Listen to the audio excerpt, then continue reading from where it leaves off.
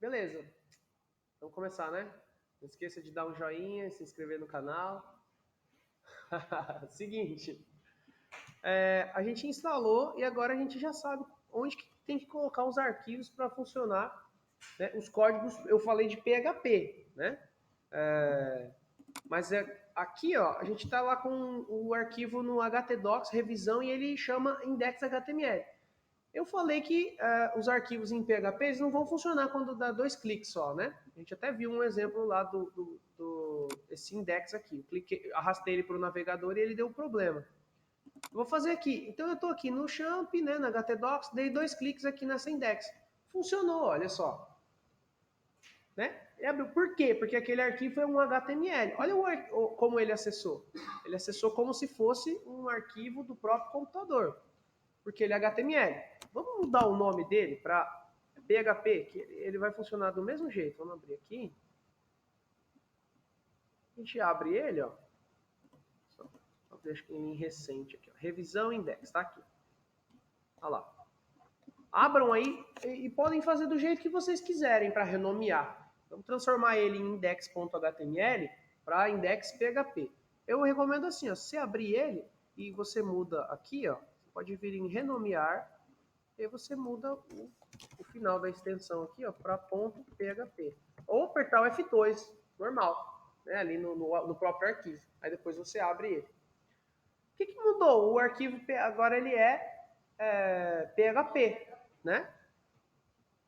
Olha como que o navegador, só o navegador, sem estar sendo acessado pelo servidor, como que ele lê um PHP. Ó. Eu vou vir aqui e vou arrastar ele pro Google Chrome. Ó. Ele vai ler, né? Leu igualzinho o HTML. Né? Quando que vai dar problema nisso? Quando que vai dar problema nisso? Quando eu tiver um código PHP. Que aí se eu executar desse jeito, ele vai entender aquele código PHP como se fosse só um texto. A gente vai fazer o nosso primeiro código em PHP já já. Tá bom? O correto mesmo é a gente acessar desse jeito. Ó. A gente vai ver por que é dessa forma que acessa, né? Olha lá, tá funcionando. E eu nem precisava colocar esse index aqui também. Por quê? Porque o index é o arquivo que sempre vai ser aberto quando você tentar acessar aquele diretório. Tá bom? Olha lá. Agora, se eu tivesse uma outra página, né, sei lá, por exemplo, notícia.php, né, notícia, aí ele tinha que ser acessado desse jeito, mas ele não existe ali. Ok? Vamos apagar, ele vai acessar. Que arquivo é esse, então, pessoal? O index.php. Tá bom? Tudo bem, Márcio? Tá. Vamos lá, então. Agora, ó, eu já coloquei lá para vocês o comecinho ali, essa introdução do PHP. Olha que interessante o porquê o mascote, né, do PHP ser um elefante. Na verdade, eu não sei se a ideia inicial foi essa, já desde o começo, né? Mas aí ele acabou se transformando como se fosse um elefante aqui, né? Que é a tromba do elefante, o corpo, as patinhas e o popozinho do elefante ali.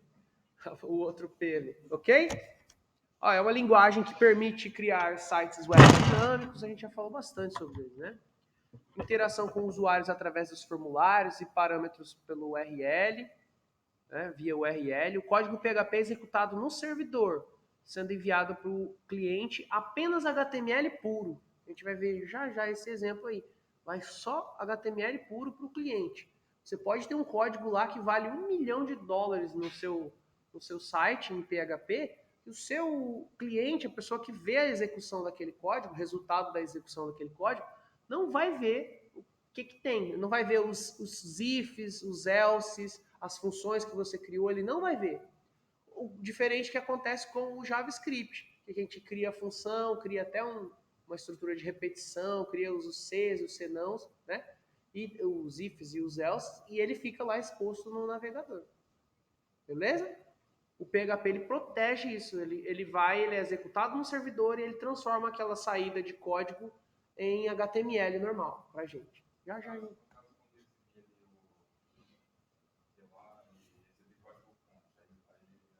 Ele vai aparecer o HTML. O HTML resultante daquilo que você gerou com o código PHP. A gente vai fazer um exemplo já já.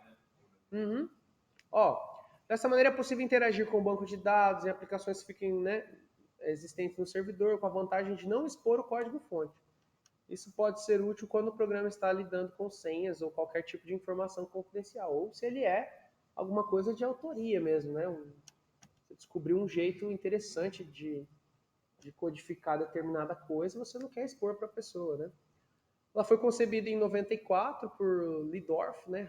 Rasmus Lidorff. É multiplataforma, suporta vários sistemas operacionais. O código é livre, não é preciso pagar por sua utilização e pode ser alterado pelo usuário à medida da necessidade. Isso assim, a gente não vai lá achar o código do PHP, né? Que é escrito em C++, eu quero que ele escreva as coisas de uma forma diferente. Mas isso é possível, né?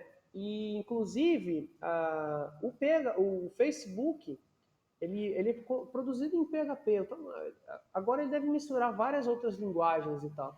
Mas no início ele era um script PHP, né? Deve ter outras linguagens interessantes lá agora. E o core, muito provavelmente, ainda é PHP. Aí o que acontece? Às vezes, no Facebook especificamente, às vezes acontecia o quê? Ele tinha lá um código muito grande em PHP, né, que ele construiu.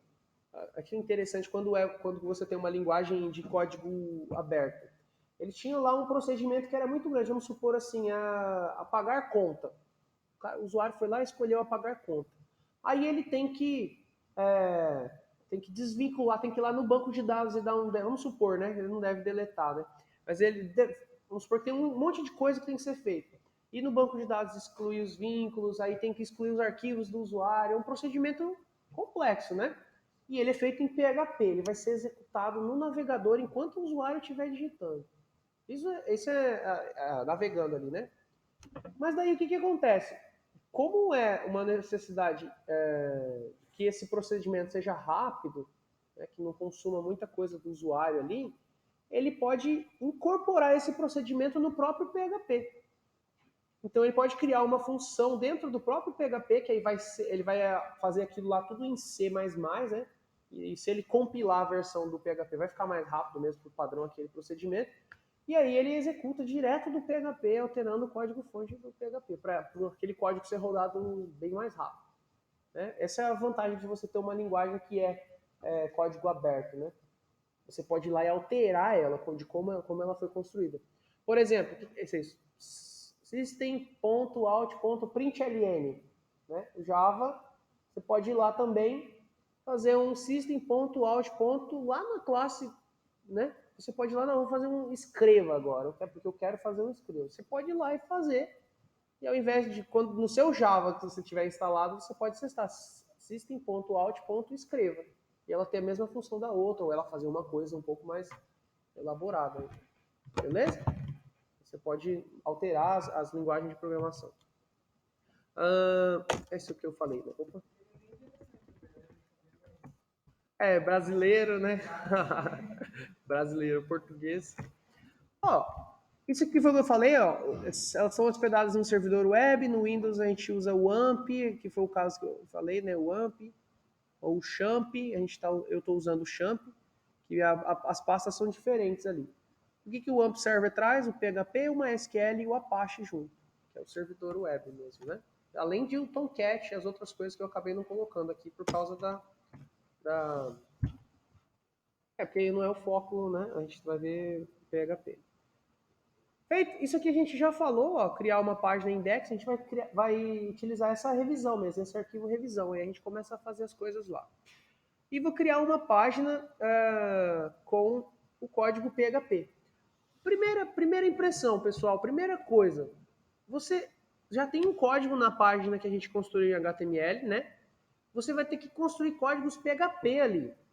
Como a gente viu já com o CSS, a gente tem que ter lá um script, né? A gente pode ter um script e aí o style e põe o código CSS.